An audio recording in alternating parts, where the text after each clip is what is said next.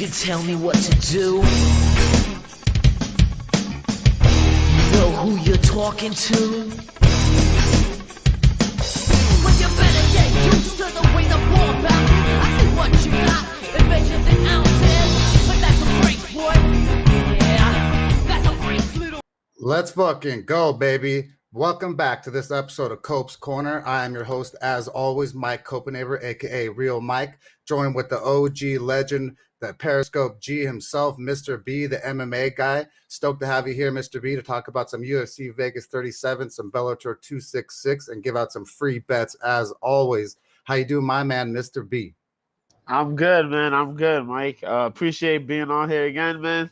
It's always cool to cut it up with you about this wacky sport we call always MMA. stoked to have you here, bro. And also want to shout out my boy Chris Villa for producing me and cutting me that intro video for Cope's Corner. So if you just saw it, that was the debut video for the intro for the show, man. I'm stoked. We have Master Barrett Yoshida on there with the assassin choke. We have Phil Baroni, the New York badass, my big brother. Then my other real big brother, War Machine. Whether you hate him or love him, I don't give a fuck. The guy was a G when it came to MMA fighting. And then we have Royce Gracie versus Shamrock being our boy and Royce Gracie being the OG. So many bad mofos on the intro video. So shout out to my boy Chris Villa, worked for BuzzFeed, Mamba Academy before Mamba Academy and Kobe passed away. Real good dude. So shout out to Chris Villa, my dude. And while we're giving shout outs, I'm going to shout out my sponsors while we can. 1 second, my man, Mr. B. I'm going to jump in. Let's see.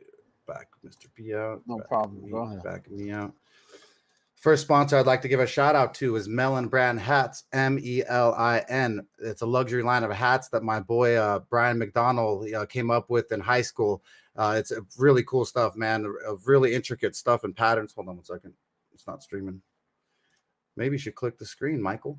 Rookie. First sponsor I'd like to shout out is Melon Brand Hats. It's MELIN. It's a luxury line of hats that my boy Brian McDonald's one of the co-founders. He came out in high school. Really cool patterns, really cool different materials like suede underneath the bill, leather on top, rose gold emblems. I mean, some of these are waterproof, so really dope for summer. So shout out to Melon Brand Hats. Then secondly, I'd like to shout out Spliff Seeds Amsterdam. It's SPLIFF Seeds. Their genetics line of MJ over in Amsterdam. The picture featured here is of lemon cream Kush female. It's of the actual plant that I grew. It's featured on the cover of a book from a famous grower in the UK named Sean Prana, Prana. So if you like growing, make sure you go and get yourself some genetics over there. And then last but not least of the big boy sponsors, like to shout out Fokai Stuff. FOKAI stuff.com. It's Guamilian gear. They make some of the dopest Hawaiian shirts. They make polos. They make hats. They make blankets for babies. They make backpacks, doormats for your house. They sponsor Frank the Crank Camacho, Brandon the Truth Vera, my boy Herman Tirado over at Game Bread Training Facility down in San Diego. Shout out to my Chelu. And so we really appreciate Rome giving me the chance to support and sport his gear. Shout out to my other sponsor. Just jump in the chat, Ryan Richardson at Kick Your Bass. Badass professional fisherman extraordinaire. Can't say enough good things about my boy Ryan Richardson. And then my boy Justin L. in Vancouver. And also my boy Ted Hicks from Late Night Parents. Cannot forget him. He runs a dope podcast and show here over on Haps. So make sure you go and tune in and watch some of his stuff because it's some really good stuff. But with that said, this week we are going to be going over Bellator 266. We'll probably just go through the main card, and then we'll jump into the UFC 37, which will be Ryan Spahn versus Anthony Lionheart Smith. You excited? Which one were you more excited for, the Bellator or UFC, Mr. B? It's obvious, right? Man. Yeah, it's actually like a little bit of both, but more towards this fight night card, man. A little bit more towards, Nice. So with that said, we're going to jump in and have, let's get the Bellator 266 main card up. It's going to be featured by Yoel Romero, the Cuban assassin, savage stud wrestler. He's been through wars with absolutely everybody and their mother. You just can't say enough good things about his wrestling accolades. And also, he's taking on Phil Davis, and that's the main event. We'll jump on that a little bit later. I almost got all fired up and jumped straight into that one. But the first fight on the let's see, the prelims or on the main card is Georgie Karahani versus Saul Rogers. These are two veterans of the sport. Georgie Karahani has been here with the best of them. He's 31 and 11 and 1. He's 36 years old. He's 5'8" with a 67.5-inch reach.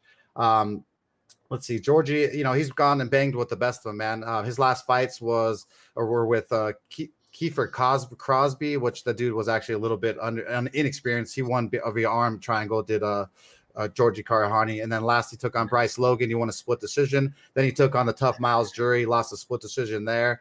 But, he's pretty much been here with everyone. Emmanuel Sanchez took him to decision. AJ McKee Jr. Finished him in the first round. But now that we see AJ McKee Jr. as special as he is, you can't really hate on Georgie Karahani for taking that L. But Sal Rogers, he called himself the Hangman. He's 14-4, 31 years young, 5'10" with a 71-inch reach. He's on a one-fight losing streak, though. He's last fought and took on Mads Burnell, who's a real tough dude. Lost via rear naked choke in round 2. And then he took on RB Mazalov.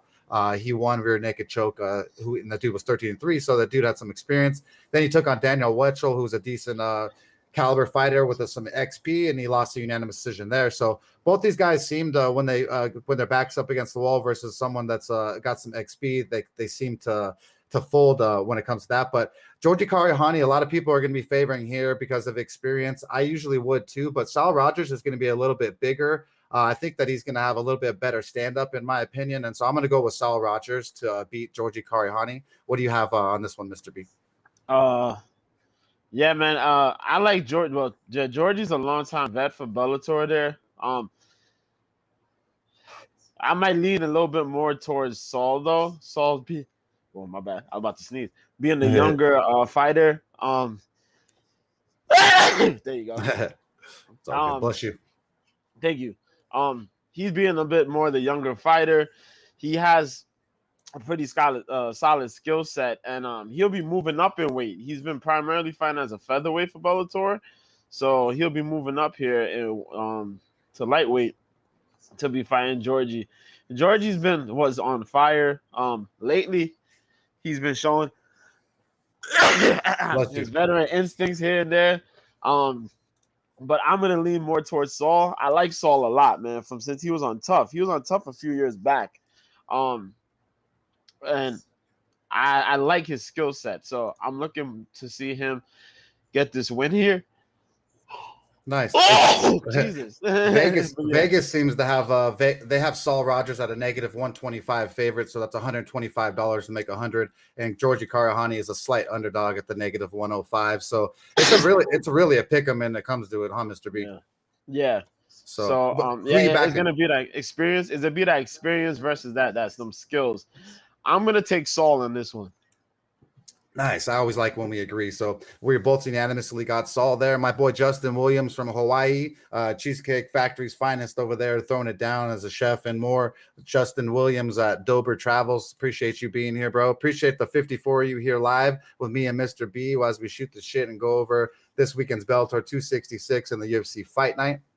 With that said, that was Georgie Karahani versus Sal Rogers. That's actually going to be a really good fight, man. I'll say that might be the sleeper fight of the night because Georgie Karahani is no joke and he's no pushover, and Sal Rogers is going to be coming to bang. And I think it's going to be there's some fireworks for that. So possible fight of the night. And so I always appreciate your support, Justin. So the next fight on the card is Christian Williams versus Ben Parrish. For once, I will let Mr. B rip into this one first. What do you think about this fight, Mr. B?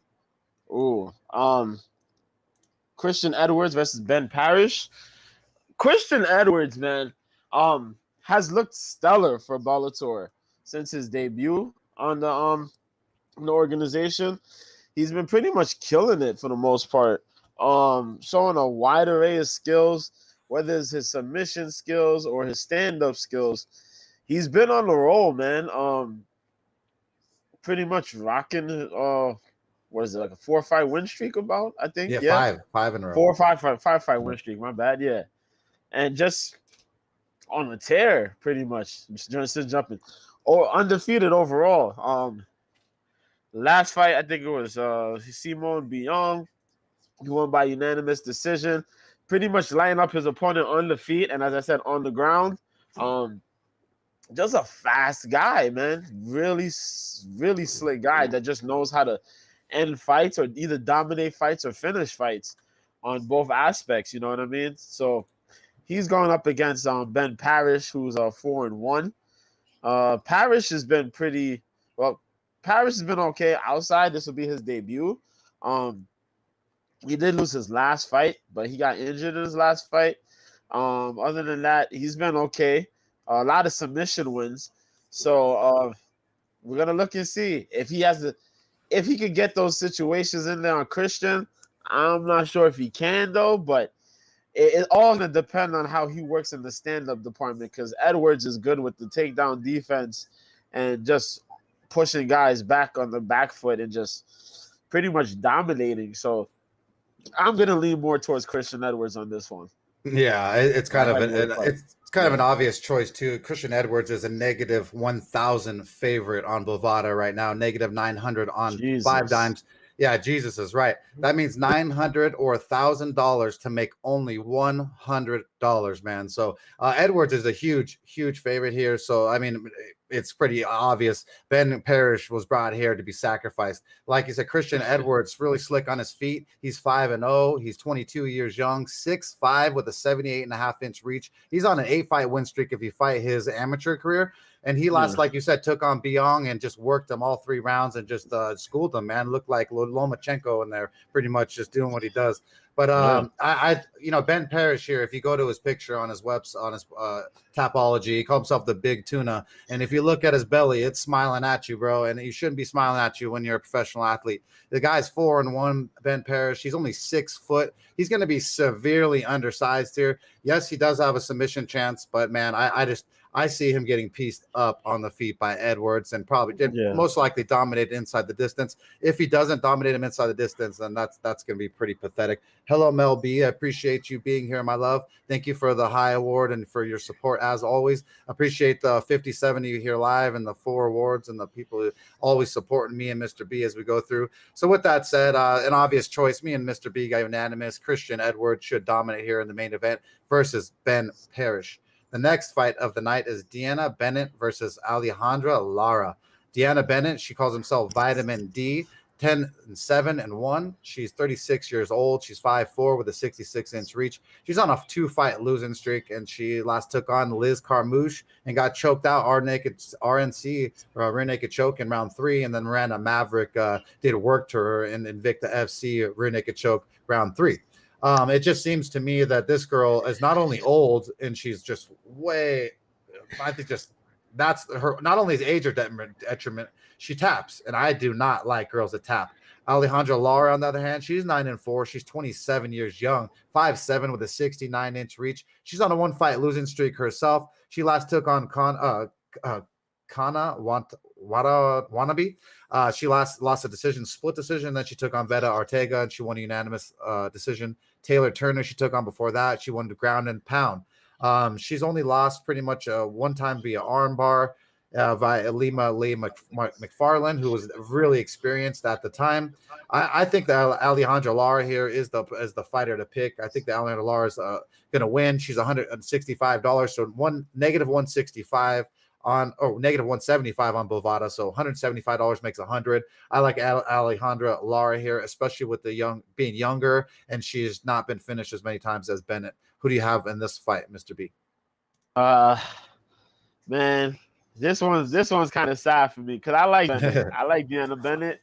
I remember she was on Tough the flyweight season. Mm-hmm. I thought she was gonna make it to the finals, and then she got stopped there by Sijara Eubanks. Sergeant Charge. That head kick. Yep. That head kick put her away, man.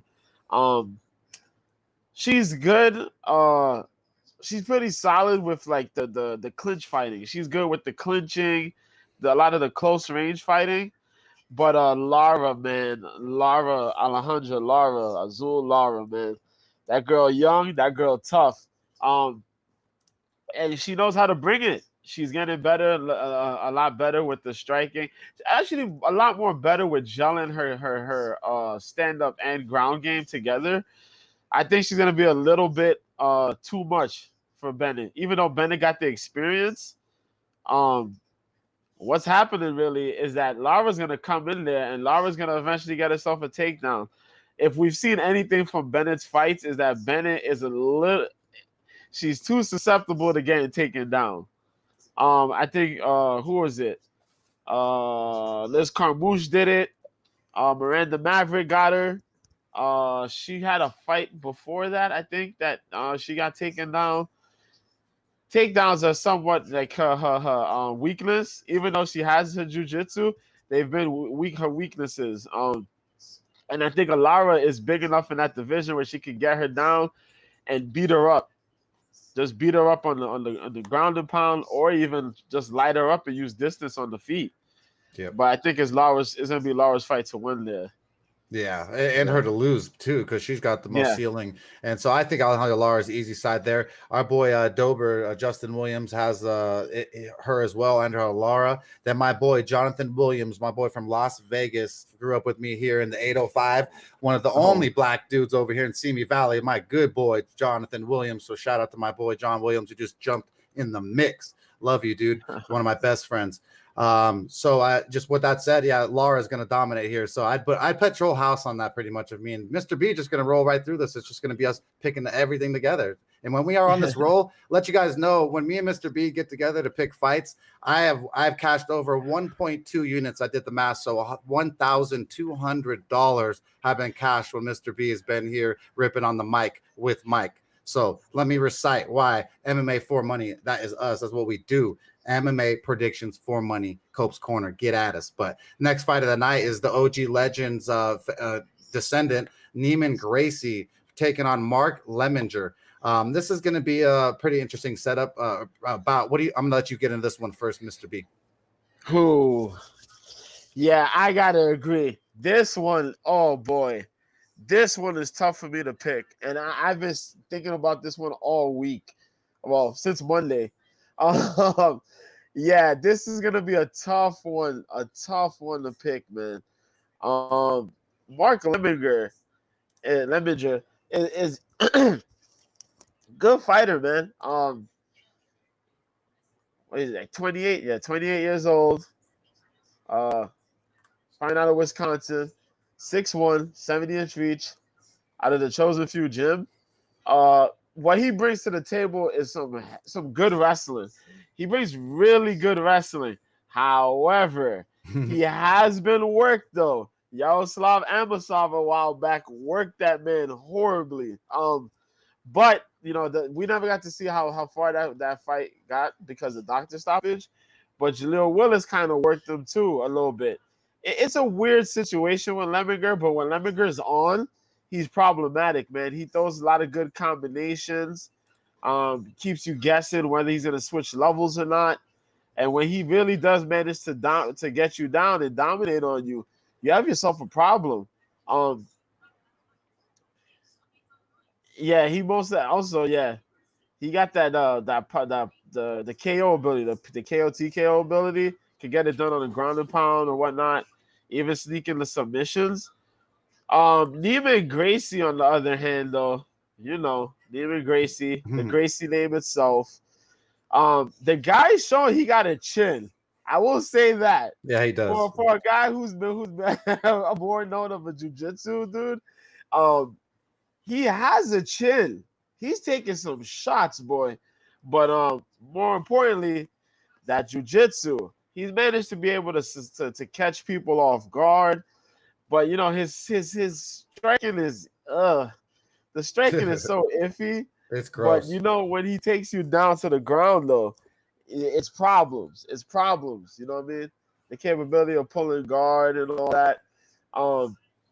He lost to Jason Jackson, which was a big win for Jason Jackson. Credit to him for being Neiman. Just being him mainly by stepping into his world. John Finch, he beat John Finch a while back, lost to Rory in the Grand Prix, and then he beat Ed Roof in the Grand Prix. He has a lot of good submissions, man. A lot of sneaky submissions as well.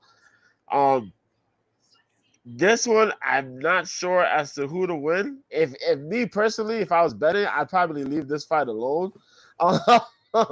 Yeah. But Lemminger could be the guy to spring the upset. if he gets aggressive on this wrestling. He can't be lackluster in it. He can't sit too much in the guard or certain positions with Neiman because Neiman knows how to go in and sneak these submissions on opponents. Just really take your time and work on Neiman. You have the wrestling to gas him out and just wail on him. You know what I mean? But Yeah. in Neiman Gracie's case, Neiman's gonna be shooting double legs and single legs and trying to sweep his all, head. all over the place. Yeah, this matchup's Word. quite interesting, man. You have Neiman Gracie, who's 10-2. He's 32 years young, 6 foot, 74-inch reach. He's a BJJ black belt, obviously stud extraordinaire. He has some impressive wins on his record, like you said. John Fitch is no joke. Ed Bruce wrestling is no joke. So he has a tendency to even beat wrestlers and then beat a veteran. So he's very spotty and in on when he shows up. But Mark Lemminger, man, he could be the guy to spoil this. He's never been submitted ever, not even his amateur career. He's 12-3. He's 28 years young, 6'1" with a 70-inch reach. I mean, man, I don't know why, but I'm feeling this dude for some reason. I feel like he's going to bring the upset here. If he can keep this fight standing and damage Neiman Gracie towards the later ends of the round, just like Justin Williams here in my chat talked about, the Gracies always have been shown the kind of weather towards the later rounds. And so Neiman Gracie could end up in some trouble. And, the odds, they don't have Neiman Gracie as a huge favorite. It's a moderate favorite at negative 300. So $300 makes you 100 on Neiman Gracie. With his stand-up game lacking, there's no way that I could back Neiman Gracie there. But if you do like Neiman Gracie, you would have to pick by submission, and that would be your only chance. I like Mark Lemminger here. I think that he can upset here and break a lot of people's parlays and ruin their days. So then we have the main event of the night. It is Yoel Romero taking on Phil Davis. Man, this is going to be a treat for people who love wrestling. Yoel Romero, the soldier of God, 13-5. He's 44 years old, though, 6 foot with a 73.5-inch reach. He's on a 3-fight losing streak. He's fighting out of Coconut Creek, Florida. Trains at ATT, one of the best teams with Mike Brown, Dustin Poirier, George Masvidal, and tons and tons of people to train with. He took on Israel Adesanya, went to unanimous decision. That's the last fight. Last thing about Paulo Costa, unanimous decision. He lost.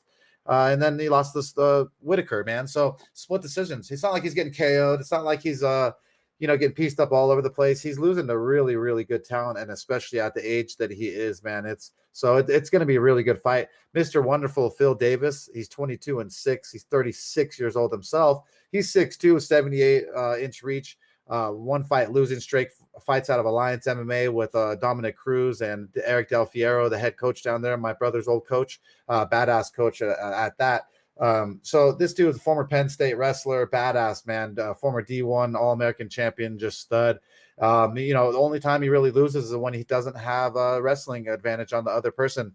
This is one of those moments, man. I just think that Yoel Romero has been around with the best of them. He's too dangerous. The wrestling is going to equal to each other. And then you're going to have Yoel Romero just throwing molly whoppers at your ass, and it's going to be crazy. So he's going to be running around for his dear life. It is a 5-round fight. I might give that to Phil Davis just because his cardio, if Yoel Romero is throwing like a madman. But I like Yoel Romero here. I think that he's the man. I don't have a reason to really pick against him, so I'm going to be going with Yoel Romero to beat Phil Davis. What do you think about this fight, Mr. B? Well, we're gonna learn a lot. We're gonna learn a lot about both these guys, Yoel Romero and Phil Davis, for what we know and what we don't know. Yoel was supposed to fight a little earlier in the tournament, got pulled out because of medicals. He's coming back here at light heavyweight. Been a while since he fought at light heavyweight. I think the last time he fought, he fought Rafael Feijoa. Now, Yoel's known for the explosiveness, the big power, the wrestling ability. But as a Yoel Romero fan, we've been frustrated. I speak for a lot of Yoel Romero fans when I say we've been frustrated because this man has really, really moved away from a lot of his strong wrestling abilities to be more so for the KOs. You know what I mean? Yeah. We see him use the double legs, but he also has those knee taps and those ankle picks. Those really sneaky ways of, getting opponents down. We seen him when he pulled them off, in his earlier fights in the UFCs, most notably that one against Lyoto Machida, where that man just caught him real simple and just got him down and then wailed on him with ground and pound. Finding a guy like Phil Davis, Phil was okay in the UFC. You knew what his game plan was from the jump. He would come in, jab a little bit, come in for the wrestling, a lot of that stuff. But this fight, years past, and Phil Davis has shown that he got a chin as well, but he's improving with his striking. I worry as a Yoel Romero fan because he had pre-existing injuries. He had that orbital injury a while back, a little while back, but then he also had these neck injuries and stuff like that that he had to take time away for. I'm just wondering, if he's coming back in here, is he 100%? Is Father Time against him or still with him? And could he get it done? Can he get it done? I believe he could get it done. I hope so. Yeah. I want to see some madness. Yeah. So, yeah. But Yoel Romero is just a freak specimen, man. At his age, his body should never look the way it does without performance enhancing substances. Somehow he passes every single test he's ever been thrown at him, and it's just quite incredible. But with that said, that's going to be the event for Bellator 266 this weekend. Those are our leans from me and Mr. B. We figured we'd jump into that and give you that as well for this week's treat. With that said, now we will jump into the reason why we are here. It is UFC Vegas 37, Anthony Lionheart Smith versus Ryan Spann. There's a good amount of fights on this card, so we will jump right into the mix. The first fight of the night, we have Emily Whitmire taking on Hannah Goldy. Emily Whitmire, Spitfire Whitmire, she calls herself. She's 4-4. She's 30 years old, 5'5", with a 63-inch reach. She's on a 2-fight losing streak. She's fighting out of Oregon. She last fought and took on Polyana Vienna and lost via armbar round 1. She took on Amanda Rivas before that, lost via RNC round 2. And then she out of last 5 fights, she's tapped 3 times. Rear naked choke, armbar, and armbar. So she just has the tendency to get absolutely just dominated on girls on the ground. This is a spot where Hannah Goldy, she calls herself 20K Goldy. She's 5'2" with a 29 years old with a 5'4" height, 61-inch reach. She's on a 2-fight losing streak herself, so this is the battle of the baddies. Who's worse than the other? But I think that Hannah Goldy is going to be just a little bit too much. She last fought Diana Delbita. She lost a unanimous decision. Then Miranda Granger lost a unanimous decision. She hasn't been getting tapped all over the place, arm barred, and just absolutely decimated. So I would have to favor Hannah Goldy here in this bout. The odds makers have Hannah Goldy at a underdog at a plus 110, man. So I like that. Emily Whitmire is a negative 130. I don't know why people like Emily Whitmire when she's just taps more times than a hooker in Vegas. So I could never back her. So I'm going to go with Hannah Goldy. What do you think about this matchup here, Mr. B? Well, good decision on Hannah Goldy moving up weight because she was fighting as a strawweight. I like her here as a flyweight. Fighting Emily Whitmire. I think Emily's one goal to winning this fight, man, is to take this to the ground. And that's going to be difficult fighting Hannah Goldy. Also, as you said, for a jiu-jitsu player, she's been submitted a lot, which is kind of weird, man. Yeah, it's like I love jiu-jitsu, but I get tapped all the time. Word. So it's just weird, man. I think Hannah Goldy, for her first fight here at flyweight, I think this is a perfect fight for Hannah Goldy just to show off that takedown defense. And as well as try to get some of that wrestling that we wanted her to get in her last fight. Use a little bit more of that wrestling game and just throw those strikes that you usually throw.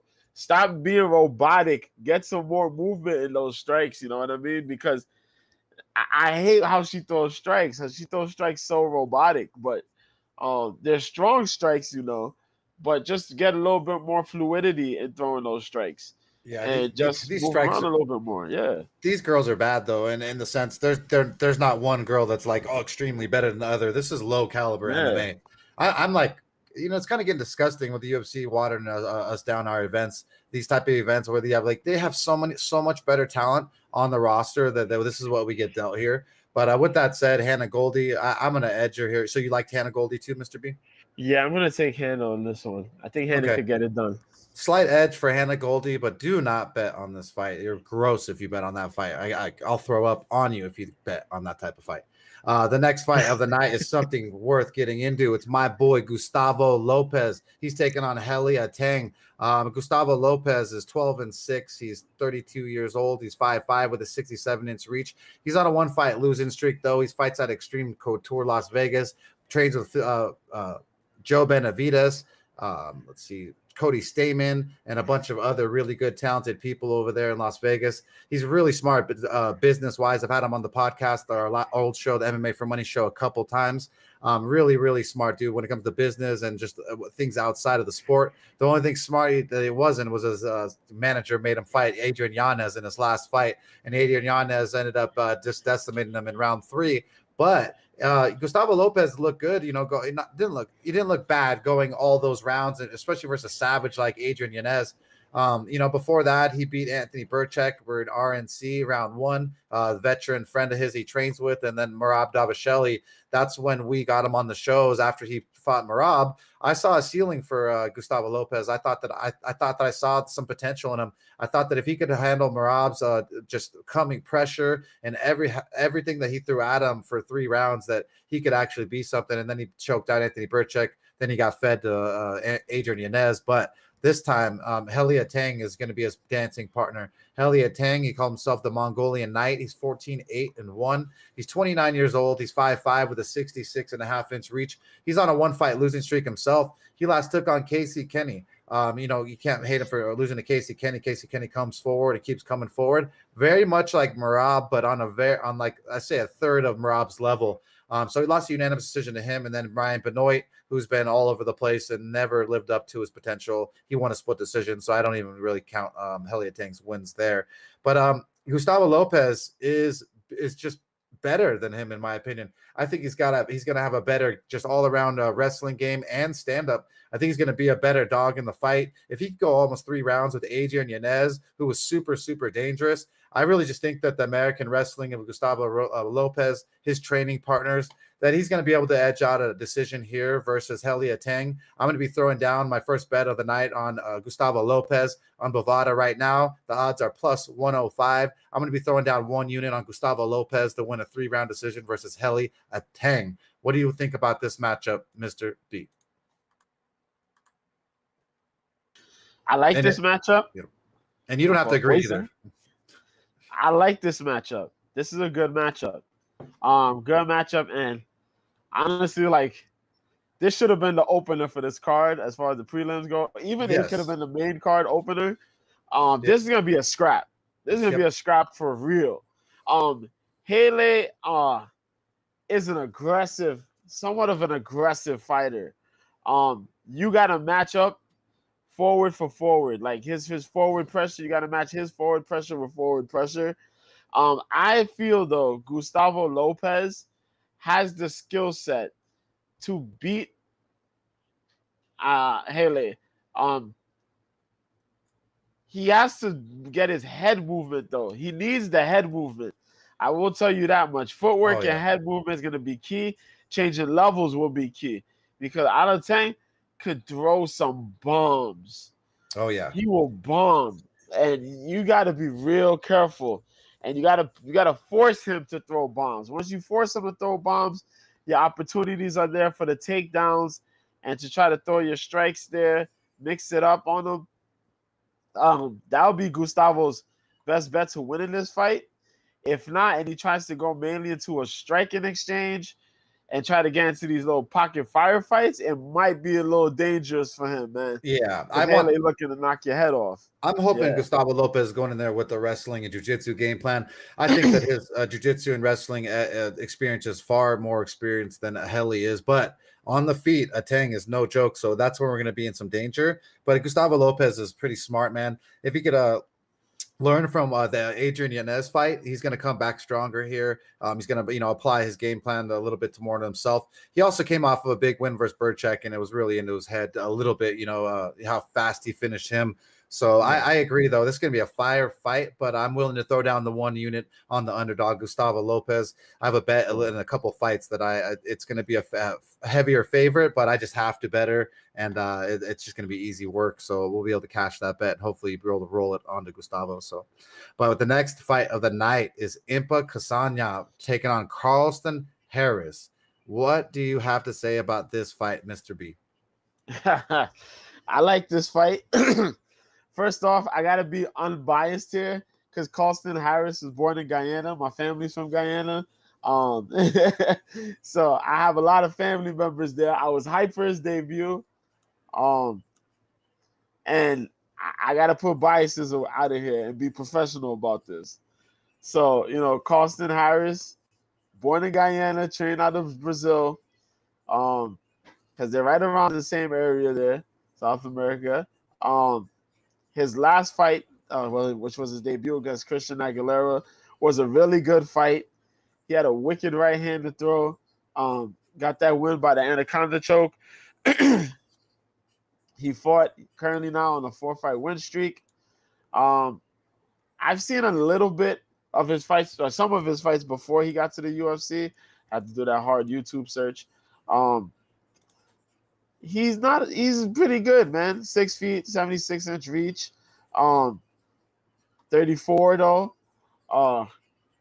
Not bad. He offers up good range. He fights with good range.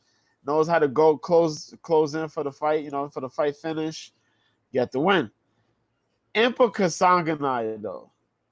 Impa is gonna bring some problems, man. And now he's in Sanford now. Oh God. 27, 75-inch reach, 5'11". I hate Impa's pressure though. I hate how Impa uses his pressure. I hate how he does certain things because he's good at getting away with certain things. He did get the loss against Buckley. That was ended up being vicious, a right? highlight reel kick. Yeah. Yeah, He's in. Back. I put him Go on ahead. my intro. He's in my intro video. Sorry, Impa. got finished on there. Yeah, man. But yeah, man, Impa is dangerous, man. Impa Kasanganay, he's 9-1, to 27 years young, 5'11", with a 75-inch reach. The dude is on a 1-fight win streak. He last took out Sasha Palatnikov, yeah. We cashed that bet here. I believe you were on my show when I cashed that bet. I was talking mad shit about Sasha Palatnikov. All kinds of ish on his name, and we cashed that bet here. Then he took on Joaquin Buckley, and I actually had the counterpart in that fight. So thankfully we had sadly for Impa, we had Joaquin Buckley that night, and we won versus him. So that was his last loss that really means anything. Carlston Harris here, though, this dude's big, man. He's 16-4, 34 years old, 6 foot with a 76-inch reach. He's on a 4-fight win streak himself. Last took on Christina Aguilera. Christian Aguilera. Sorry, guys. I had to say it. But the last took on Christian, won via Anaconda in round 1, and then took on Sagid, some dude no one knows about, doesn't care. Yeah, so he's being some bums, man. I like Impa here. I think Impa is going to absolutely roll. I think this is a spot for him to dominate. He's only a -120 favorite, so he's just a slight favorite as Impa Kasanganay over Carlston Harris. I think that Impa's learned a lot. Once he went down in weight classes, that it really helped him out a lot. And so I think Impa's going to roll here, and I like him at that -120 number. So the next fight of the night. What's up? No, I was going to say, it's going to be a real interesting fight to watch. It will be. It's going to be. I hope it's going to be some devastation and someone get absolutely just knocked out. But the next fight of the night is my lock of the night. Is my parlay piece of the night. Should be just absolute easy money, man. It's Erin Blanchfield versus Sarah Alpar.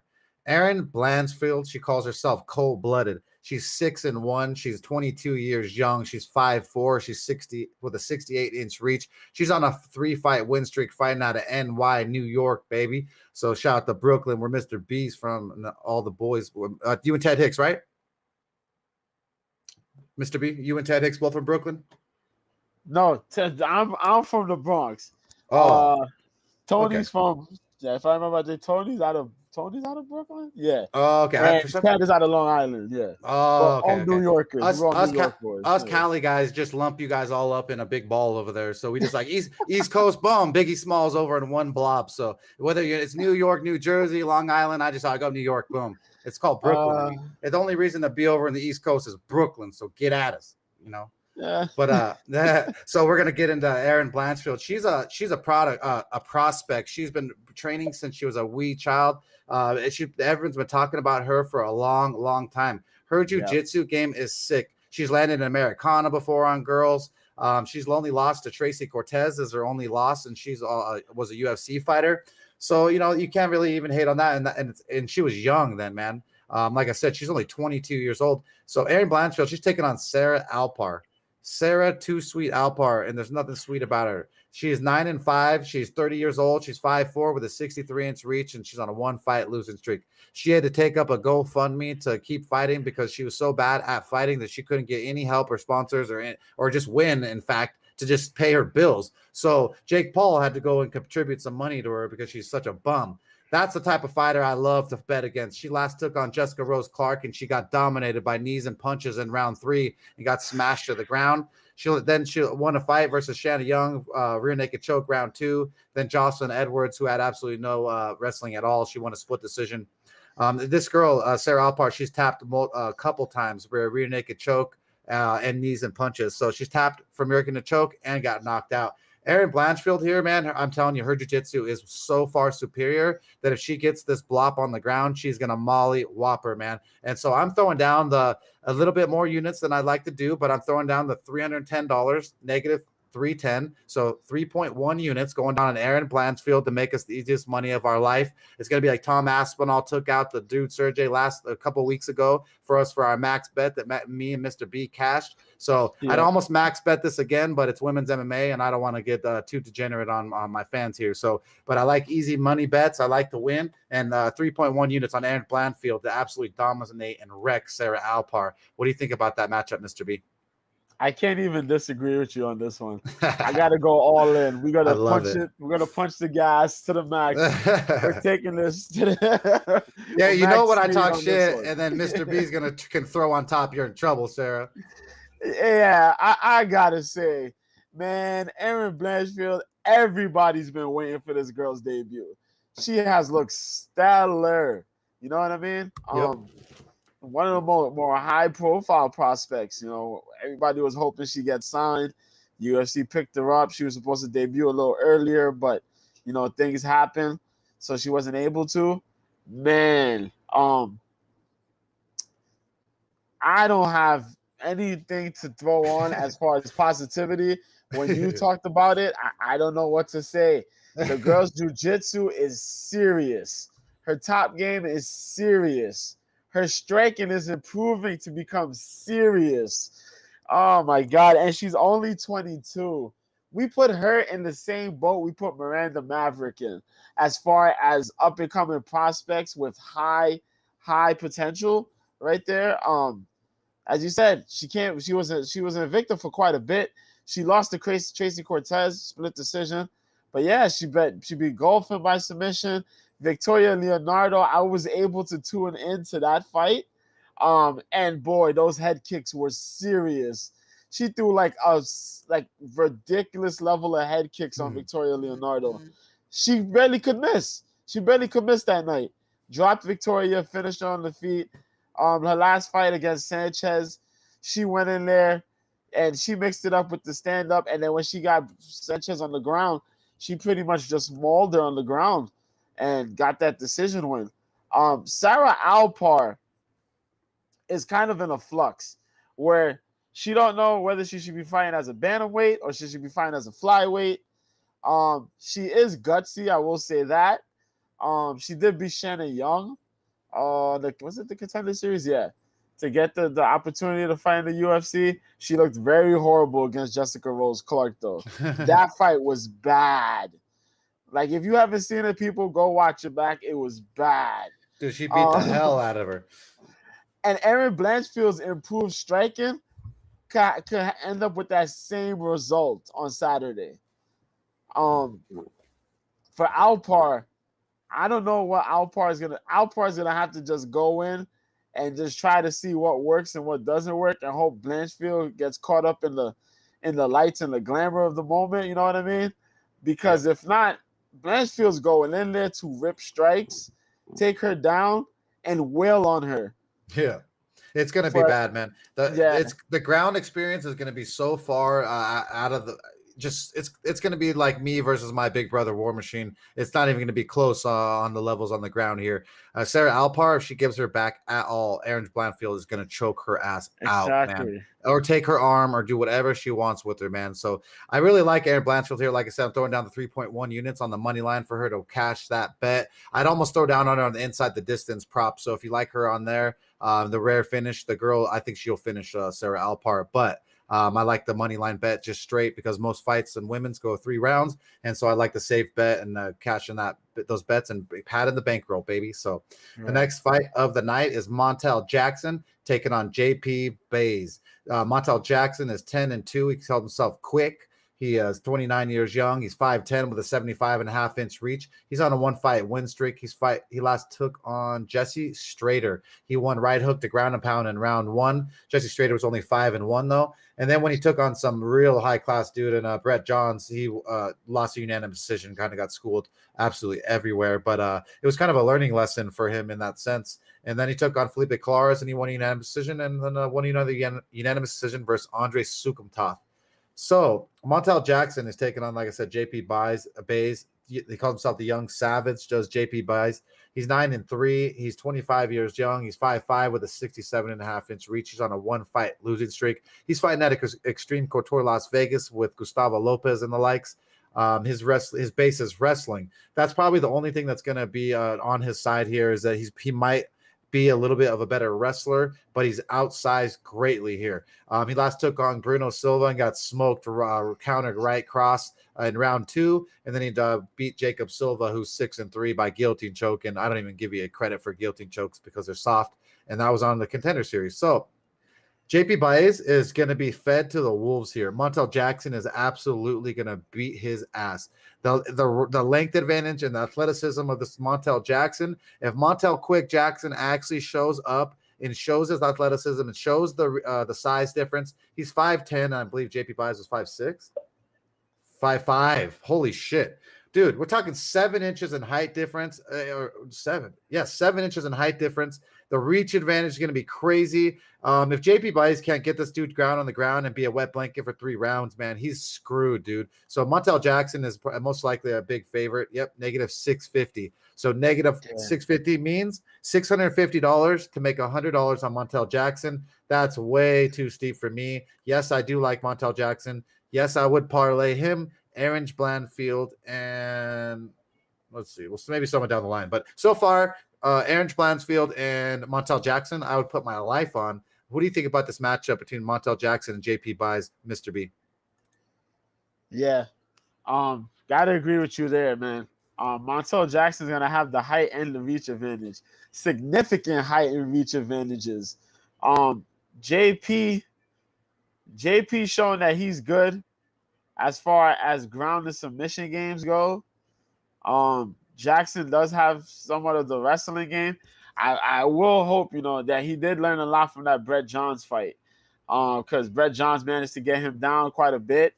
But that was an interesting fight because Montel did a lot more striking, but that dude Johns got a lot more takedowns. But outside of that, though, JP's more of a submission guy. He did get lit the hell up in his last fight, though, against Silva. Silva beat that man bad. And Montel here, Montel uses his reach and fights a smart fight, defend those takedowns, and just use his reach, man. Put the jabs, work behind the good jabs and the striking there. Defend the takedowns when necessary. Try to throw in a takedown or 2 if you need to, and just stay dominant on top. I think it's easy breezy for Montel Jackson. It's rare when you could say that, though. Like, I just don't see how this is going to be like a close fight, man. Yeah. I might eat my words later next week, but that's why I'm not throwing down $650, motherfucker, so I could talk shit next week and say I told you I didn't bet on that. So, Yeah. but either way, it's going to be a Yeah. good fight though for Montel Jackson versus Yeah, JP Bays. I yeah. think Bays is going there as a pinata for Montel Jackson's birthday celebration and get that ass beat. We'll see, man. Yeah, next fight of the night is a very weird fight, man. I still can't quite get a hold on it because I don't care about really either of these fighters, and that's just dead freaking honest. Nicholas Mota versus Cameron Van Camp. Nicholas Mota, I hope I'm saying that right. I don't even know.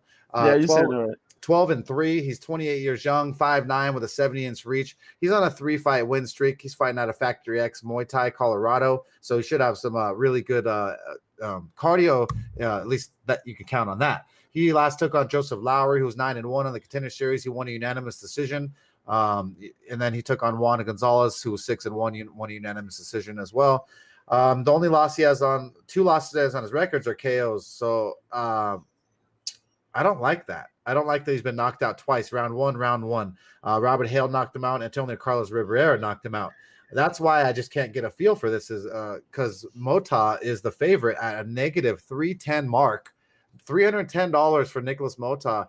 I'm not understanding why. Cameron Van Camp is 15-5-1. He's 28 years old. He's 6'1", no reach listed, 4-fight win streak. He's fighting out of Lebanon, Indiana. Yes, the camp edge probably goes to Nicholas Mota, but Van Camp, ain't that bad. He's going to be about the same size, if not bigger. He last took on Kenny Garadu. He won by Darce choke. Darce choke's a really, really sick submission to be able to lock in and to actually land. And so he's subbing a bunch of guys in his last few fights. His only loss is a unanimous decision to a guy who's 32-13, Bobby Volker. So that guy had a grip of experience, man. It's so fucking weird, bro. Like, literally, if you ask me right now, like who I throw my money on, I'd have to go dog or pass. I don't see why I would throw that much money on Nicholas Mota. He's been knocked out two times, bro. Since 2016, he's been knocked out 2 times. And so his chin isn't just magically getting better. That means he's vulnerable to be knocked out. And I think Cameron Van Camp, yes, he's on short notice because Jim Miller was going to have this fight. Was that correct, Mr. B? I think that's who it was, right? Yeah, it's Jim Miller, it was. Yeah. It was Jim Miller, and then so that didn't end up working out, and I would have been on Jim Miller for sure, just from the experience factor. I'm not saying I would bet it, but I don't know why Mota's so favored here. I think this is one of those weird ones where people are just like drunk in Vegas. They see a negative 300 favorite. They see a guy who's coming on short notice, and they throw the $300 when they're drunk, or they throw it in a parlay, and they think it's going to cash, and they add it to people like I said, Aaron Blanchfield and Montel Jackson, and they end up with a 3-fight parlay, but one of them sucks balls. So I always try to do, if I'm going to be doing a parlay, that these parlay legs, if you're going to put them in there as pieces, they better be lock nation locks. Nicholas Mota is not warranted as a negative 310 favorite.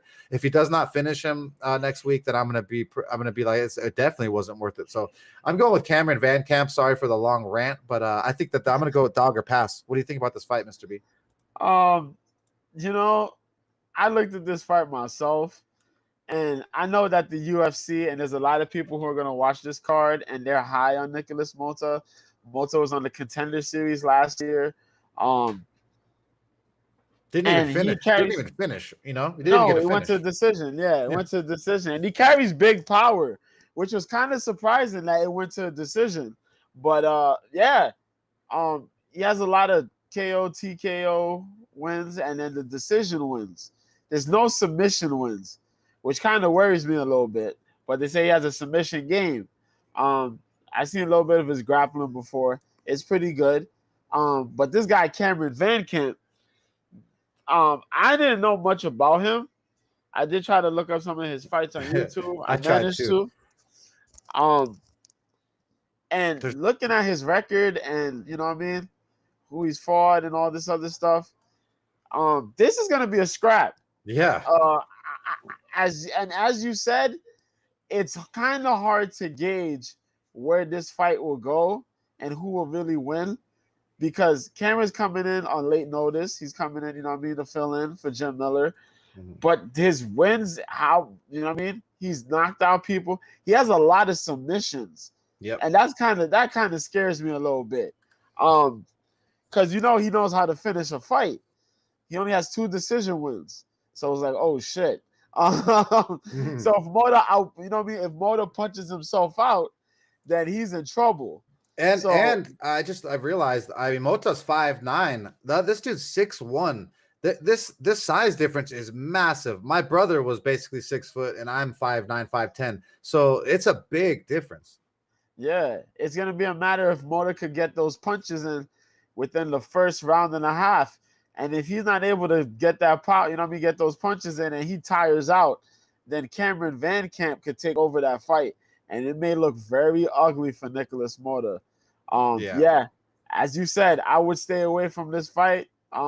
Bet at your own risk. Yeah. And Don't see parlay what Nicholas. happens. Don't parlay Nicholas Motal and expect that to cash. But I want to shout out to 89 of you guys here live viewing. Shout out to the YouTube viewer Josh K. He's called himself Josh Koscheck. I don't know if it's the real thing or just someone playing around, but I don't give a f.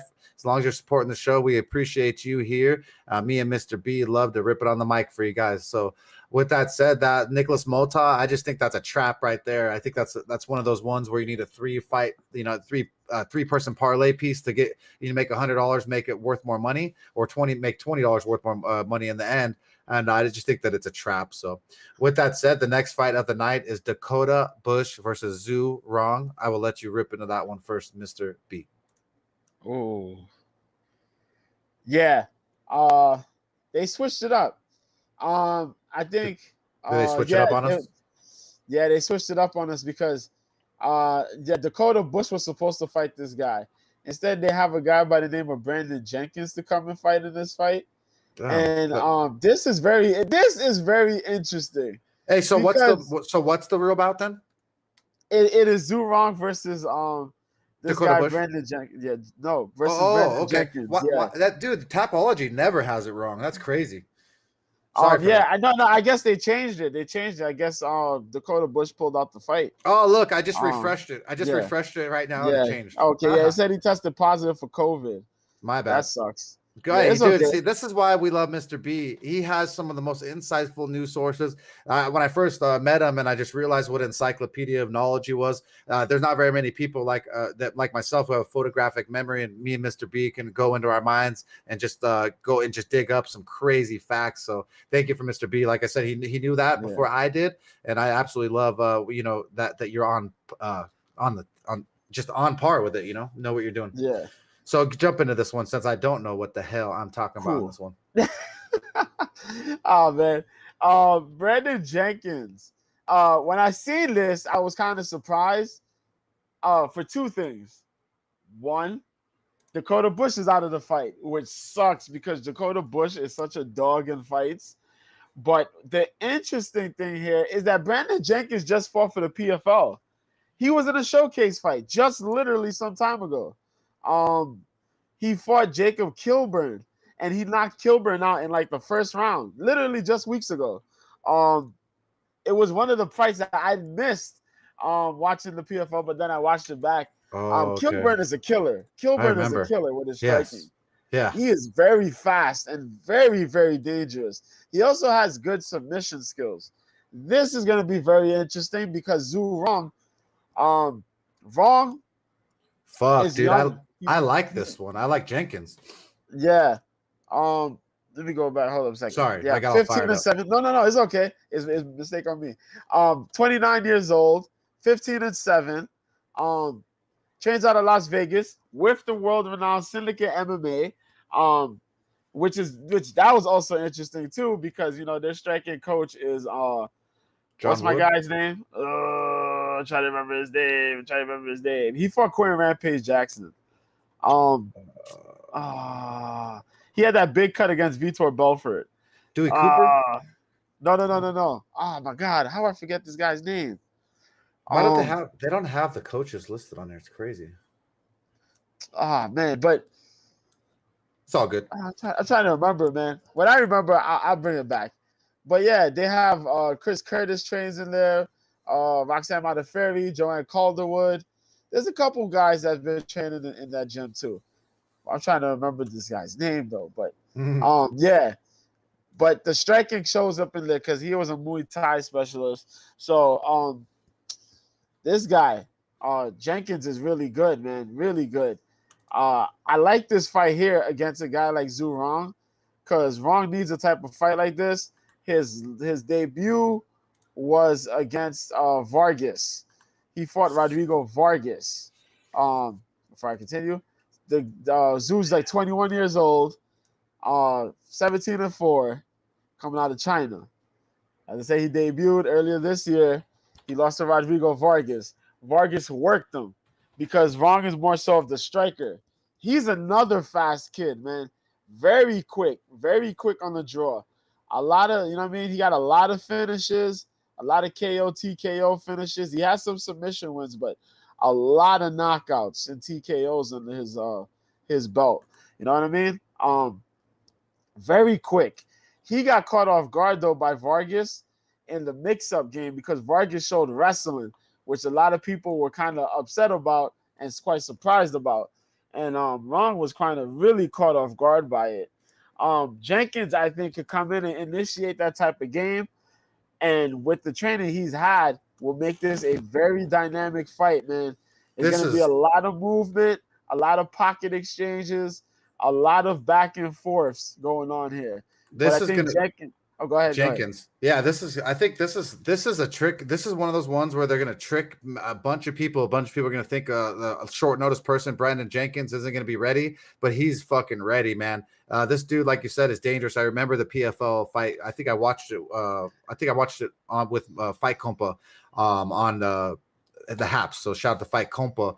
But yeah, with that said, Brandon Jenkins, dude, he's big too, man. He's 6 foot versus the 5'9" Rong. He had problems with Vargas, and Vargas was only 5'8", guys. This is going to be major trouble. Like you said, fights out of Syndicate MMA. This guy's no joke. He's training all the time. He's always ready. And I mean, not to be racist, but I'll pick an American wrestler with a higher ceiling than versus an Asian wrestler all day. I think that Brandon Jenkins here, not only will he have a chance to knock him out with punches, but I just feel like he's going to have an all-around better game. I can't wait to see what the odds are. They don't have it out yet on where I'm looking on OddShark, but I will look at it later. So stay tuned to my Twitter at Cope's Corner, KOPESKORNER. If they give a disrespectful number to Brandon Jenkins, I will be firing that as a bet for the show because I have a feeling that they're going to give us dog money on Brandon Jenkins. And me and Mr. B are quite high on Brandon Jenkins after his performance at PFL. So. I remember now. I remember the striking coach there, Syndicate. It's Marvin Eastman. There you go. Oh, okay. The Beastman, Marvin Eastman. Yeah. There you go. That's what I'm trying to remember. How disrespectful. We couldn't remember that. Now we know his nickname. It's hilarious. Once you gave me his name, I know his nickname. How stupid is that? The next fight of the night is Pannie Kianzad. I can't say it. Kianzad versus Raquel Pennington. Pannie is 15-5. She is 29 years young. She's 5'7" with a 66-inch reach. She's on a 4-fight win streak fighting out of Copenhagen, Denmark. She last took on Alexis Davis and just dominated all 3 rounds. I call Alexis Davis basically Saw, you know, the movie Saw with the leather face. That's what Alexis Davis reminds me of, is the Texas Chainsaw Massacre or Saw, like leather face type face, all beat up. But yeah, either way. So yeah, Pannie beat Alexis Davis, who's a veteran. Then she beat Sijara Eubanks, which was surprising to some because Sijara Eubanks was, a lot of people been high on her for a while. She's always been so strong. She beat Beth Corrier. Yeah. She's been just on a straight winning streak, but she's taking on Raquel Pennington this time. I don't really like Rocky, not a big fan, but I'm going to take my bias out of it. She's 11-8. She's 33 years old. She's 5'7" with a 67.5-inch reach. She's on a 1-fight win streak, and she's fighting out of Colorado Springs, Colorado.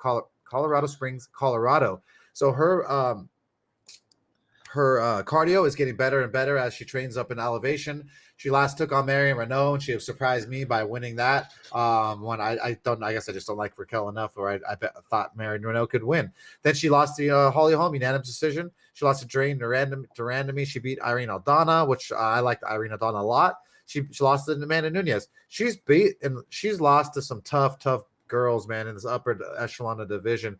Pannie, herself, she's got a high ceiling. I like her a lot in the sense, but who is she taking on? Like that's like super high echelon on the sport, and no one really.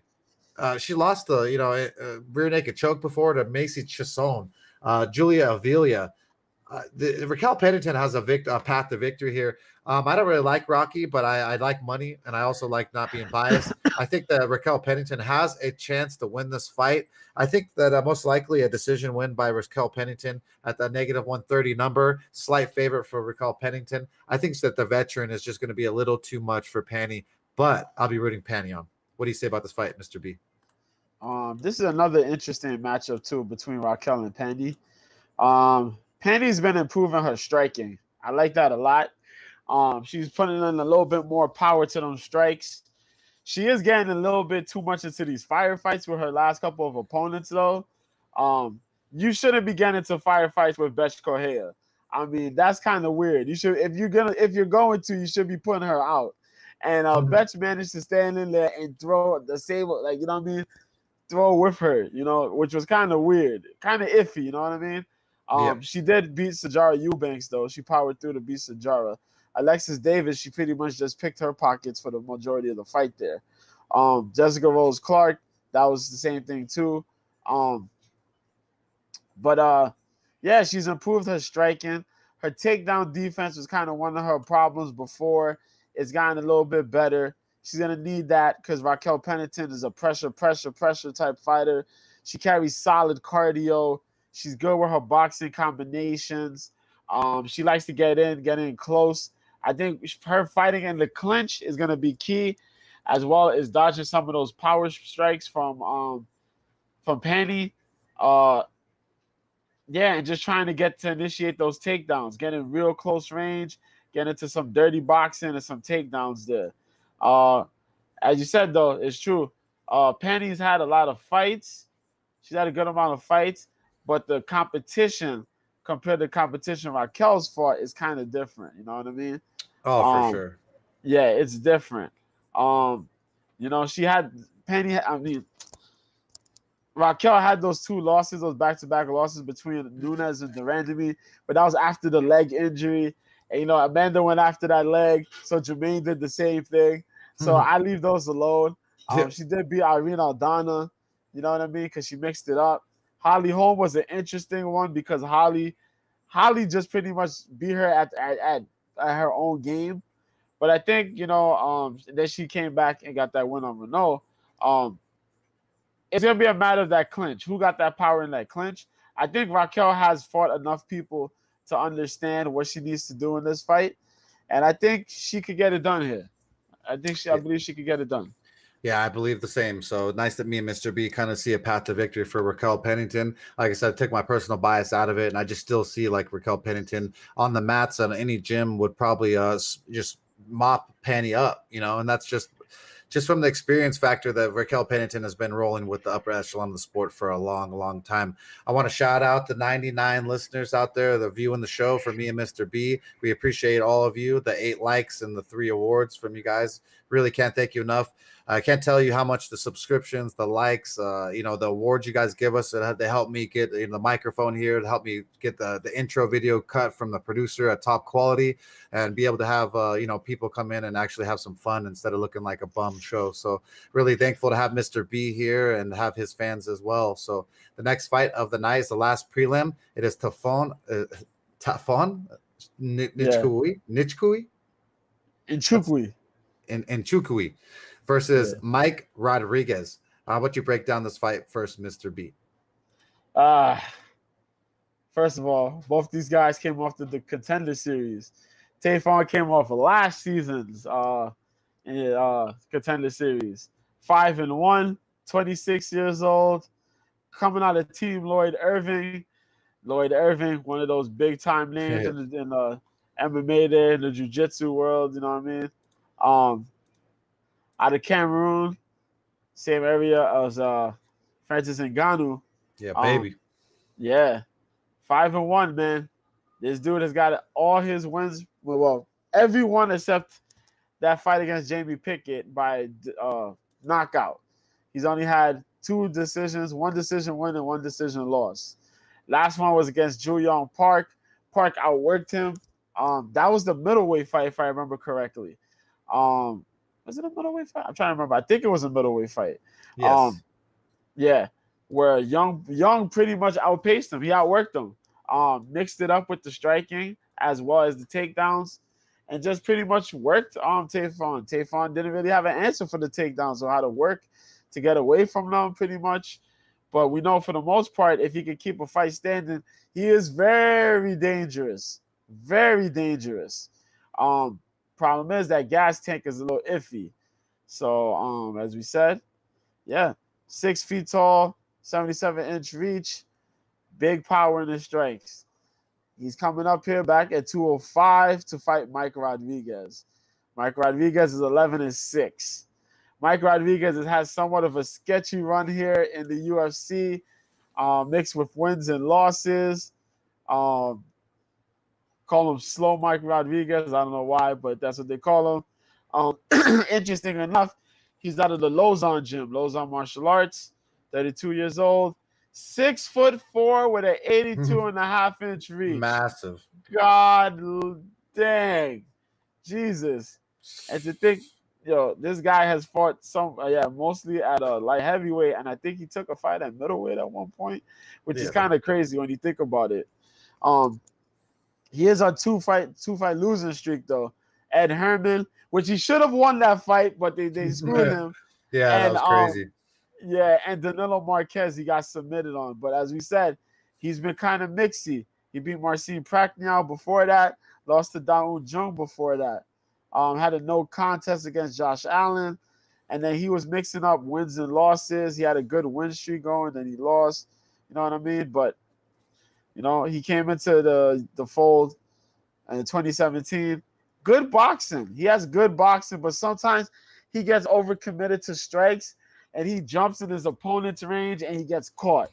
That'd be the situations. Other times it's he's susceptible to getting a takedown, to getting taken down, and it doesn't work enough. I sometimes wish he could use his jiu-jitsu a little bit more, but I don't mind sometimes when he gets into these exchanges, but he's kind of overcommittal to certain strikes that ends up with him getting caught and getting slept, either by knockout or submission, you know what I mean? But this should be a good fight, man. I think I don't know how to gauge this fight, honestly. If Mike Rodriguez uses his size, I think he could tire out Tayfon and get the win, probably by a late submission win or a decision win. But if Tayfon goes in there and Mike is timid, which he is at times, Tayfon could go out of nowhere, counter something, land something big early, and just shut the lights, you know what I mean, within a round or two. So it's very, very interesting fight here. Yeah, it's going to be a really interesting fight. You have Tayfon versus Mike Rodriguez. Tayfon, like I said, I if he wasn't so much smaller, I would pick him so easily. If he was the same exact size as Mike Slow Rodriguez, I would pick him. But we're talking about 4 inches in height. We're talking about 5.5 inches in reach. That's a lot, man. Thank you, Gary, for the high award, brother. Appreciate you being here. Always my dude and supporting the show.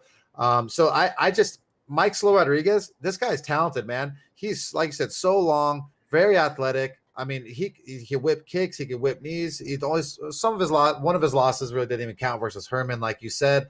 I really thought that the ceiling for Mike Rodriguez it was pretty high. With Tayfon, he's really fun too, man. So I'm having a hard time. My heart wants to go with Tayfon, but my MMA brain says that Mike Rodriguez, with the reach and the length, should be able to utilize it and win a 3-round decision, kind of point fighting all around the octagon. So this should be a good fight, though, between Tayfon and Mike Rodriguez. But with that said, that's the last fight of the prelim. The next fight and the first fight of the main card is Joaquin Buckley versus Antonio Arroyo. Joaquin Buckley, he's 12-4. He's 27 years young. He's 5'10" with a 76-inch reach. He's on a 1-fight losing streak, fighting out of St. Louis, Missouri. He last took on Alessio Di Cacrico. He faced he was the one with the viral head kick knockout over Impa Kasangna, and ended up getting kicked in his head himself. And versus his last fight versus Alessio Di Cacrico, almost a complete fluke. I would have never in my life ever bet Alessio to have knocked him out like that in round 1, especially with a head kick. Then he took on Jordan Wright. He beat him round 2 with hooks. And then Impact Gasagna was a spinning back kick that was on my intro video, and that went viral. So with this fight here, man, it's going to be really interesting. Joaquin Buckley is pretty well rounded, man, and really explosive. Antonio Arroyo is 9-4. He's 32 years old. He's 6'3", 73.5-inch reach, and he's on a 2-fight losing streak. Some of these matchups are crazy. There's like I feel like there's a bunch of 5'9" versus 6'3" or 6'1" guys this tonight. But he last took on Darian Wynn. He lost a unanimous decision, and Darian Wynn is not that great, just a good wrestler. We call him Mini Daniel Cormier. He lost, and then he took on Andre Muniz, and he lost a unanimous decision, and then he beat a guy who was 9-3 on the Contender Series via arm triangle. The size difference is what really throws me off here. 5'10" versus the 6'3". I can't just like. It's so crazy. Antonio Arroyo is a plus 170 underdog versus the Joaquin Buckley. I just can't. It's just crazy for me on the size difference. But I'm going to go with Joaquin Buckley. I think that he's all around better game, that he's stronger, and then in the pocket, he's going to make the other dude pay Antonio Arroyo. But Antonio Arroyo is a big, big dude. And so I just no bet, nothing other than a pick. What do you think about this fight, Mr. B?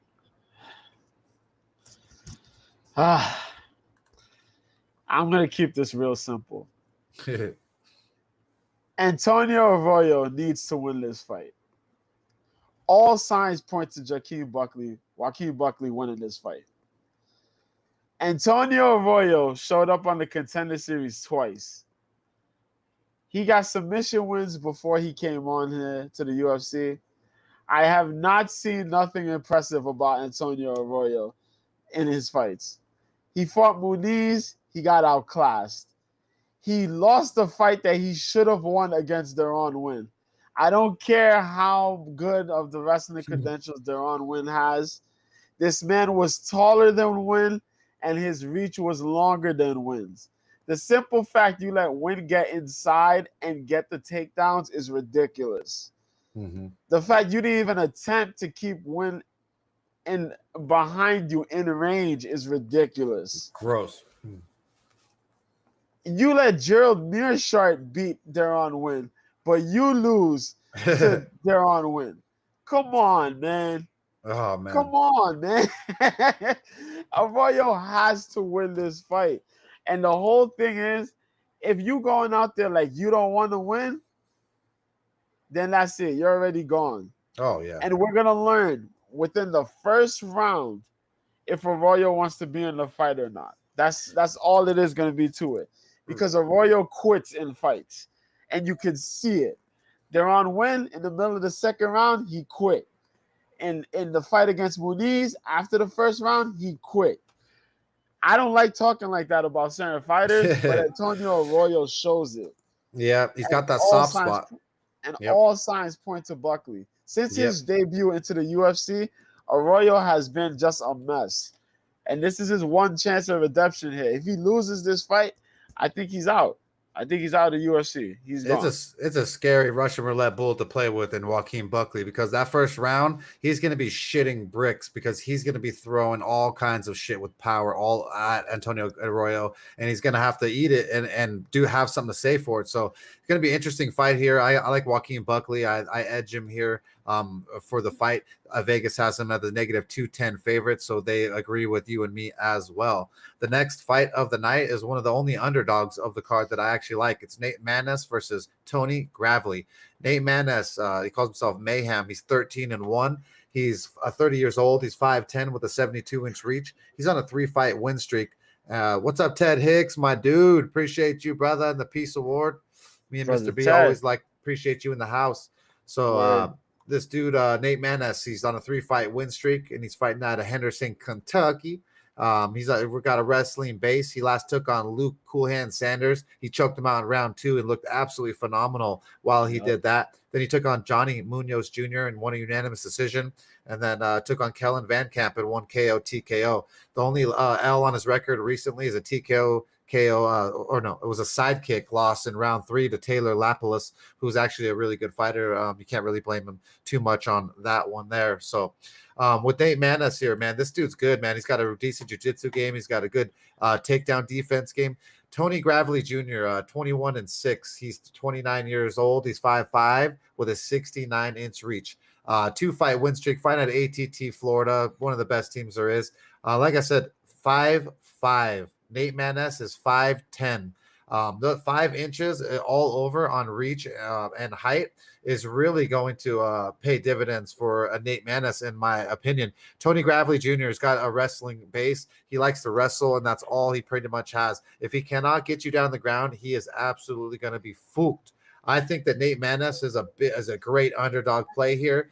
He's a plus 160 underdog. I think that he has all the abilities here to be able to win this fight, especially at the plus number. I liked it it opened up at plus 210.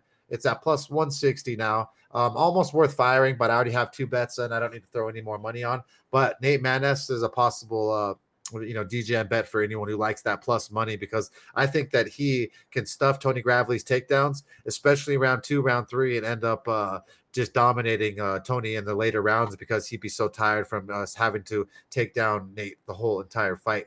What do you think about this fight, though, Mr. B? Yeah, I kind of agree with you there. This is gonna be a fun fight. Two solid wrestlers, well, solid grapplers, you could say, whether it's wrestling or jiu-jitsu. Solid grapplers. Nate Maness has that mixture of a good wrestling game and jiu-jitsu. Gravely is a pretty strong wrestler his damn self. He has a win by slam, I think, some years back. I remember that. That was a nasty slam too, to win the title, I think. I think that was in like CS or something like that. But yeah, the guy has crazy power, good skills. But he's been dominated before in his own skill set. Brett Johns beat him a while ago. Got pretty much gassed him out and then got that choke on him. I think Maness has the ability to do so. Maness, you said, is the underdog here? Yeah, it's crazy. That is crazy. 2-1 underdog started out. Wow. So yeah, I would probably this should have been a more so of a pick 'em, but I guess they're high on Gravely. But yeah, I wouldn't be surprised if Maness takes this one here. Yeah, as I said, good underdog play. Yeah, real good underdog play. You probably could take that. You could probably go with Maness, Gravely. It's gonna be a little iffy. I don't know. I would look at Maness as being the underdog win here. Gravely does have the skills to lock the window. Yep. It's gonna be a matter of is that cardio of his gonna carry through what Nate Maness is willing to bring pressure wise. Fun fight overall, though. The striking will be pretty even between the two, but I think it comes down to that cardio. And Maness really has that extra little bit in his tank there, man. Yeah, he does. Yeah, we're gonna see. But I really like this fight, though. Yeah, it's going to be a great fight here, though, on the main card. So with that said, we both like the underdog Maness, but we see Tony Gravely, no disrespect, has a great camp, has a good wrestling game. If he does decide to implement only a wrestling game the whole entire time, it could be a very boring fight. Tony Gravely could win, but I think Nate Maness has a good get-up game. He stuffs takedowns well, too. So if you go to his fights on the regional scene, you can see him getting suplexed and getting up immediately. So with that said, the next fight of the night is Christos Giagos. He's taking on Arman Tsarukyan. I was crazy ass. Those the Armenian names are Arman Tsarukyan. Tsarukyan. There you go. Thank you, bro. Freaking Mr. B's better at me in pronouncing these guys. Christos is 19-8. He is 31 years old. He's 5'10" with a 71.5-inch reach. He's on a 2-fight win streak. Fight out of Hawthorne, California, baby. Shout out to Cali over here. He last took on Sean Soriano, won via Darce choke in round 2, which is always sick to see someone get a Darce choke. Then he took on Carlton Minus. He won a unanimous decision. Then he lost to Jakar Close, who was a great wrestler, unanimous decision. He's taking on Arman Tsarukyan. This guy is a highly touted prospect. He's 16-2. They have him as a -800 favorite, folks. So they absolutely love Love this guy. 5'7" with a 72.5-inch reach on a 3-fight win streak. Fighting out of Russia. He's going to have that freestyle Dagestani, crazy Russian Sambo wrestling base that just dominates. He also fights out of Tiger Muay Thai. So his stand-up game isn't that bad at all. His only loss in it recently was to Islam Makhachev, and we all know how wonderful he is now. So this is an easy pick for me. Arman Suzuki is going to absolutely dominate. This could be a parlay piece with Aaron Blanchfield and who was the other one? Montel Jackson. I would throw all three of those in there and bet my life pretty much on that. So who do you have in this bout, Mr. B? This is going to be real tough. Arman Sarukian is one of the most scariest guys in this lightweight division who's climbing up, and is that he's not getting some of those big name fights. That's kind of being the problem. 24 years old, trained out of Tiger Muay Thai. Yes, that man can strike. You know, we talk about Nasrat Haqparast in the division, guys like Nasrat, guys like Drew Dober. Arman is like one of the best kept secrets in that division. Seriously. And a lot of people agree. Only losing to Islam. You know what I mean? This guy is dangerous. He's dangerous. He has his knockouts. He's fast. He's able to fight in and outside the pocket. He's able to go with the movement, side to side movement. He has submission skills. He does a lot of his work on the stand up. He looks to defend takedowns. Giagos is going to give this man a fit with pressure, though. Giagos knows that he has to slow him down, and Giagos has a chin as well. Tough man, tough to put him away. He's going to move forward. He's going to bring that pressure. He's going to bring those takedown attempts as much as he possibly can. What I worry, though, is that because Christos is so damn aggressive with the takedowns at times, he tends to gas. And using the takedown attempts as well as trying to keep up with Arman might be a little bit too much. I will say, though, don't be surprised if Giagos could manage to pull off an upset win. Dude, that would be crazy if he does that, bro. If he pulls that off, he could. He's got enough veteran experience, but I just Arman, I think, is too tough, man. I think Arman got the skills, though, to just pick this man's pockets for 3 rounds, as I like to call it, as it just pretty much just going in there, striking, hitting them with combinations in and out, and just keeping the movement, and defending the takedowns. Yep, that's it. Just schoolyard beating from Arman, is in our opinion, though. But that's why they have him at such a big favorite, man. Vegas has him at a -800 favorite. So, you don't got to be psychic to know who's going to win that fight or should win that fight. The next fight of the night is some low level women's MMA, but Ariane Lipski's body is worth the whole thing. She's just an absolute just specimen of a woman. But either way, Mandy Bohm, the German, she calls herself the Monster. She's 7-0, 32 years old. She's 5'6" and 70.5-inch reach. She's on 7 wins in a row. Fighting out of Germany, like I said, the Deutschlands. Shout out to the Copenhavers, my family over there. The last fight took on Greet Ekot, and she won a unanimous decision. Ekot was 5-3-1, so no experience at all. Then she beat a girl named Jade Mason Wong via RNC. The girl was 3-0. This Mandy Baum girl, she likes to pretend like she stands. She does have some submissions on her record, but her stand-up game is so slow and flat-footed, in my opinion. It almost feels like her and Ariane Lipski are like almost the exact mirror images of each other of throwing strikes. It's crazy. Ariane Lipski, she calls herself the Queen of Violence. She is not the Queen of Violence. If I didn't meet my lady, she could have been my queen, but she's not. So she's not the Queen of nothing. She's just Ariane Lipski, and she's just amazing looking. 13-7, 27 years young, 5'6" with a 67-inch reach. She's on a 2-fight losing streak. She fights at a King's Muay Thai, King's MMA. She last took on Montana De La Rosa and lost ground and pound round 2. Antonia Shevchenko light. She lost ground and pound round 2. That is not good. Lipski, you're not doing me any favors with you. But she has been in here for a while. She fought to a decision with Calderwood. She fought with Molly Meatball McCann, unanimous decision, who was just smoking girls the other day, won the fight of the night. So I think that Ariana Lipski has more experience, that she has a path to victory here. Bohm she's new. She's never been in there with a lot of experienced fighters. Negative 120 does does Vegas have as Ariana Lipski as a slight favorite over Mandy Bohm. I actually agree. I can't believe I'm going to say it, but Ariana Lipski, I think she actually could win this fight here, and she's going to beat Mandy Bohm. What do you think about this fight, Mr. B? The undefeated Mandy Bohm, 2-4 Ariane Lipski. This is crazy, man. Lipski has a path to winning this fight if Lipski fights smart.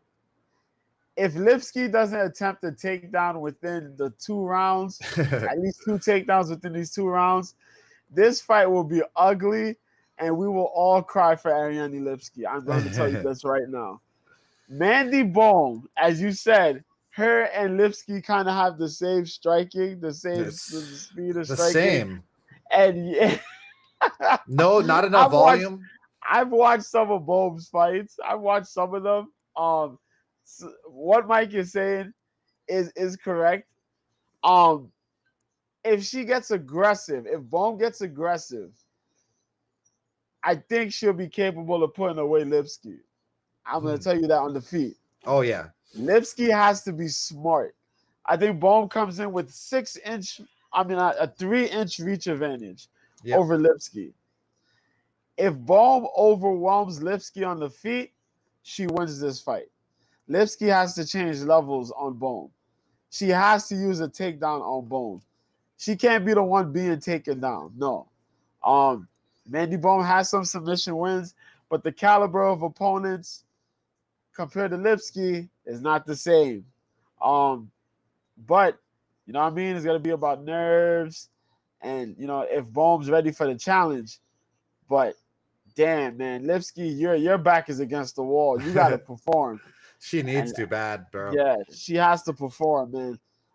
In this fight here, go ahead, Mike. Go ahead. I think that Dana White has been touching that body too, because this is the only reason why she getting a fight here is because she likes Ariane Lipski too. He's like, hey, sweetie, I'm gonna give you a bone here, right? I want to keep you around so you can touch my thigh every once in a while.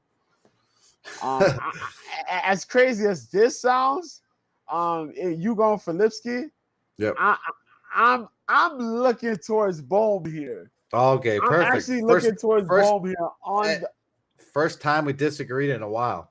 Yeah, on as far as just Bohm trying to keep this on the feet and just trying to light up Lipski, just overwhelm Lipski. Yeah, that's what I'm going to look for on this. I think so. It's I have a rule. I can't bet someone that has a lot of experience versus a newcomer. That's the only thing holding me back is like I see all the experience that Lipski has had with these other girls in the sport. Yeah. So it is what it is. This is not a bet. I would never bet this. Don't you dare. Yeah. And we've talked about this enough, and it's only because I love Ariane Lipski. So get out my DM, sweetie. The next fight is the co-main event of the night. It's Ion Cutelaba versus Devin Clark. Ion the Hulk Cutelaba, 15-6-1. 27 years young, 6'1" with a 75-inch reach on a 2-fight losing streak, though, man. Dude's really fun. Got a Greco-Roman wrestling combat sambo base, but he likes to strike, so I don't really understand why he doesn't use that ever. He last took on Dustin Jacoby, and he went to a split decision, and I believe it was a somewhat entertaining bout. Then he took on Magomed Ankalaev. He lost round 1 punches, and you can't blame him there because Magomed's a beast. 2 times he lost to Magomed. I think one time he cried about eye poke or something. Yeah. And then the second time he finished him for real. So then he beat Khalil Roundtree, who's been an absolute monster, snapping people's legs lately in the UFC. Lost to Glover Teixeira round 2, who's going to be fighting for the championship. So I mean, you can't really blame Ion Cutelaba. He's fought some absolute savages. He has gotten finished, which I don't like, and that's a problem. But he's taken on Devin the Brown Bear Clark. Devin Clark, 6 foot. He's on a 12-5 record. He's on a 1-fight losing streak. He's fighting in Albuquerque, New Mexico. He last took on Anthony Lionheart Smith and lost via triangle choke in round 1. Not the best choke to get caught in. It's you're pretty basic if you get caught by a triangle choke. I know it's the UFC, but he took on Alonzo Menafield. He won a unanimous decision. Alonzo Menafield has been known to be spotty, so Devin Clark beat him not much to say about it. Daquan Townsend, we don't even need to say much about him. He doesn't fight here anymore. Ryan Spann, he lost by guillotine choke, so he's a tapper. This dude's been knocked out, choked out, everything out. I don't trust him at all. I like the Hulk here. I think that Ian Kutlaba, he's more dangerous standing. He's going to be, I believe, a little bit bigger than Devin Clark. 6'1" was the Hulk, 1 inch bigger. I just like Ian Kutlaba. I think he's fun. I think he's got really powerful. And if he could literally get into Devin Clark's head and then land a punch, he could knock him out. But I'm going with Ian Kutlaba here, but do not bet this fight. What do you think about this, Mr. B? Yeah, I agree with that point. Do not bet this fight. Yeah. This fight, Kutalaba's a little crazy. Devin Clark, man. Devin Clark is something of a mutant, man. I say that because he's fought at middleweight, he's fought at light heavyweight. But this man, his legs, man. This dude got mutant legs. He got tree trunks for legs. Massive. He throws those heavy low kicks and some of those body kicks. Uses those things to defend takedowns pretty well. Ian Kutalaba, though, is pretty aggressive. I want Ian to fight a lot smarter in this fight. Don't try to get a little crazy with your barrages. Be very careful because Clark is coming in there with the Jackson Wing team behind them. They're gonna strategize. You know what I mean? Be careful of Clark's takedown attempts. As I said, those leg kicks there. Just Kutalaba fight smart. Just fight smart, Kutalaba. Don't burn yourself out trying to finish this, man. Yep. Find the opportunities to get the win. I think Kutalaba could get this win here. He's been through enough of these guys at light heavyweight. He has a good skill set. He has the KO power, and he has the submission skills. Just set up some of your takedowns a little better, and yeah, don't overcommit to certain things and just get the job done here, man. Yeah, he's a scary dude, man. He's Ian Kutlaba. So should be an entertaining bout for as long as it lasts versus Ian Kutlaba and Devin Clark.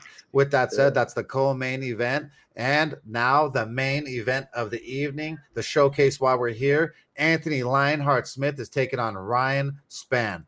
Anthony Lionheart Smith is 35-16. He's 33 years old. He's 6'4" with a 76-inch reach. He's on a 2-fight win streak, fighting out of Omaha, Nebraska, at a Factory X Muay Thai. So he last took on Jimmy Crute. He won round 1, doctor stoppage. Pretty impressive. Jimmy Crute's a tough dude. Leg injury ended up getting Jimmy Crute. It was pretty impressive. Then he took on Devin Clark. He won the triangle choke like I talked about and subbed him quite easily. Then he took on Alexander Rakic, and Rakic is a stud, man. So he lost a unanimous decision. Then he lost to Glover Teixeira, where Glover Teixeira literally beat the teeth out of Anthony Lionheart Smith, and he was handing them to the ref. So Ryan Spann, Superman, he calls himself. He's 19-6. He's 30 years young, 6'5" with an 80.5-inch reach. Reach is massive. He's on a 1-fight win streak. He's fighting out of Beaumont, Texas. Shout out to the Texas. Fights out of Fortis MMA, a great camp.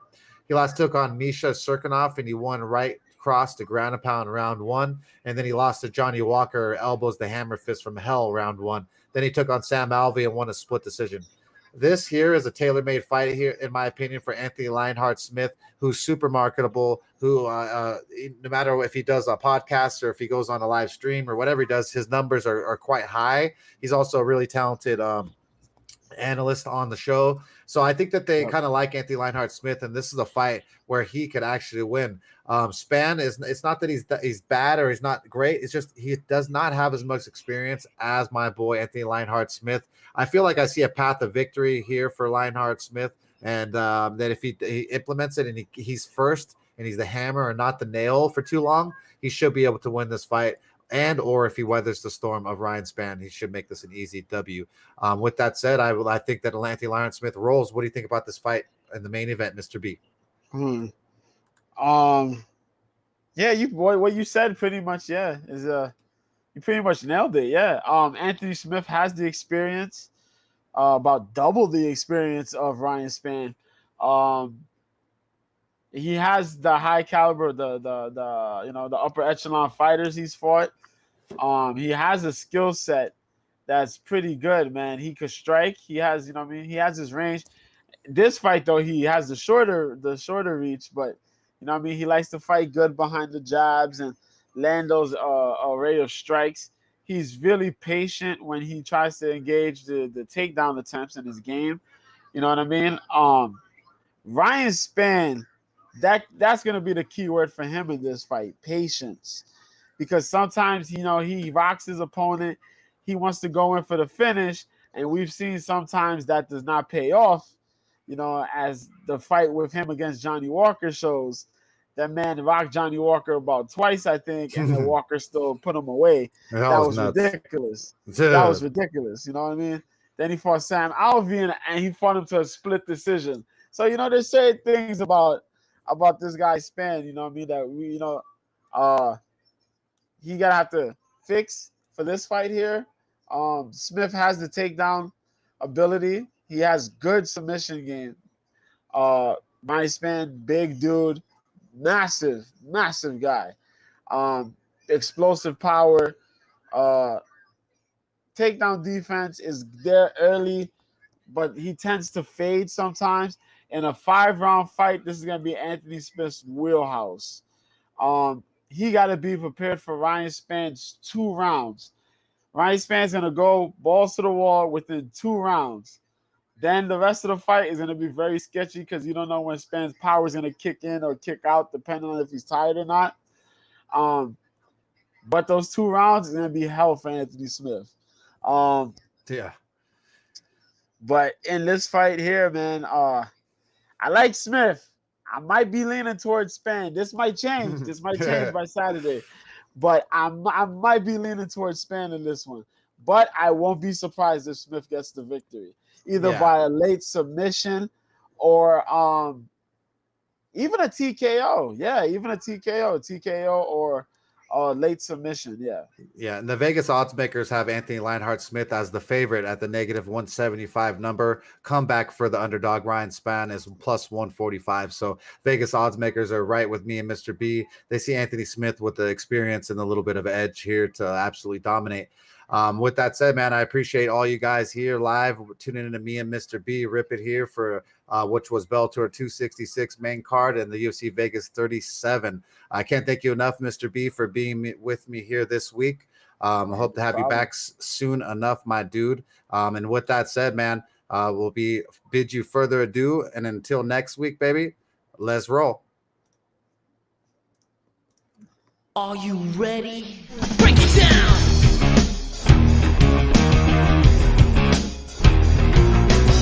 Degenerate into something cool. We just got tired of doing what you told us to do. That's a break, boy. Yeah, that's a break, little man. Break it down. Degeneration. Degeneration. Think you can tell me what to do? Know who you're talking to?